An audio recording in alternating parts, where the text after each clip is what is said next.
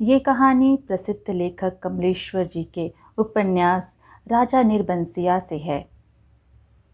जो मन से पवित्र और निष्पाप है, उसकी सत्यता का प्रमाण स्वयं ईश्वर देते हैं। एक बहुत पुरानी कहानी। एक राजा निर्बंसिया थे।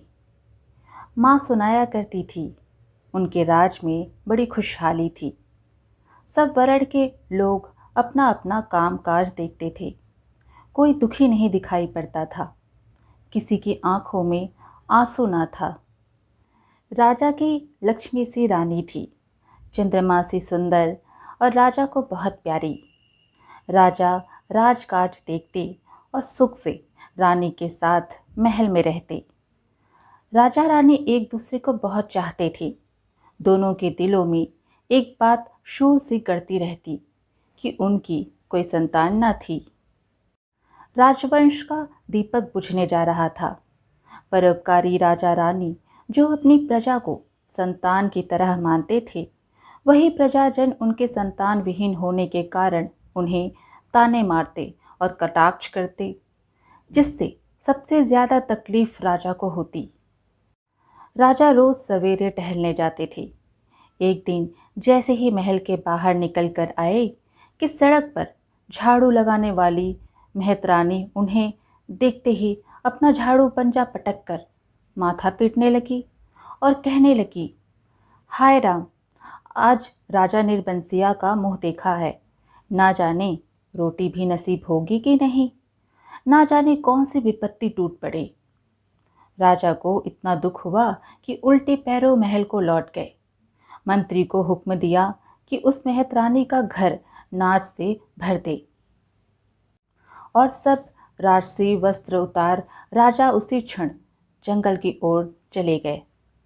उसी रात रानी को सपना आया कि कल की रात तेरी मनोकामना पूरी होने वाली है। रानी बहुत पछता रही थी। रानी राजा की तलाश करती रही। दिन हफ्तों में, हफ्ते महीनों में और महीने सालों में बदल गए। रानी हर शाम इसी आस में मंदिर में एक दिया जलाया करती थी कि एक ना एक दिन राजा ज़रूर वापस आ जाएंगे। कई बरस बाद राजा लौटे। राजा की गाड़ी का पहिया महल से कुछ दूर बतेल की झाड़ी में उलझ गया। हर तरह कोशिश की पर पहिया ना निकला। तब एक पंडित ने बताया कि सकट के दिन का जन्मा बालक अगर अपने घर की सुपारी लाकर इसमें छुआ दे तो पहिया निकल जाएगा। वहीं दो बालक खेल रहे थे।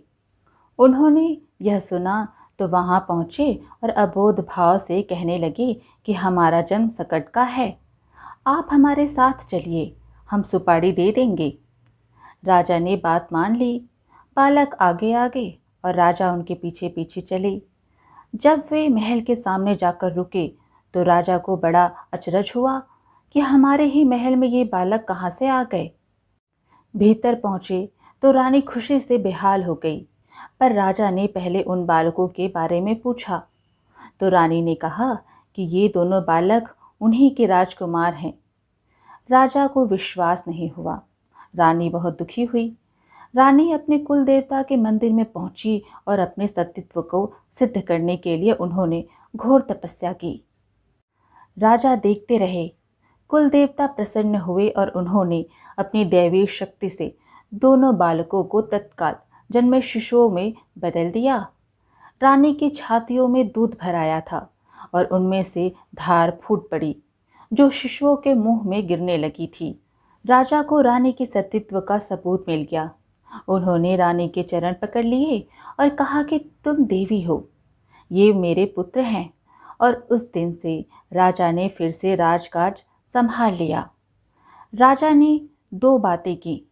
एक तो रानी के नाम से उन्होंने बहुत बड़ा मंदिर बनवाया और दूसरा राज्य के नए सिक्कों पर बड़े राजकुमार का नाम खुदवाकर चालू किया, जिससे राज्य भर में अपने उत्तराधिकारी की खबर हो जाए। आज की कहानी यहीं समाप्त हुई। वीडियो पसंद आए तो लाइक शेयर ज़रूर कीजिए और ऐसे ही अच्छी अच्छी कहानियाँ सुनने के लिए हमारे चैनल को सब्सक्राइब कर लीजिए। धन्यवाद।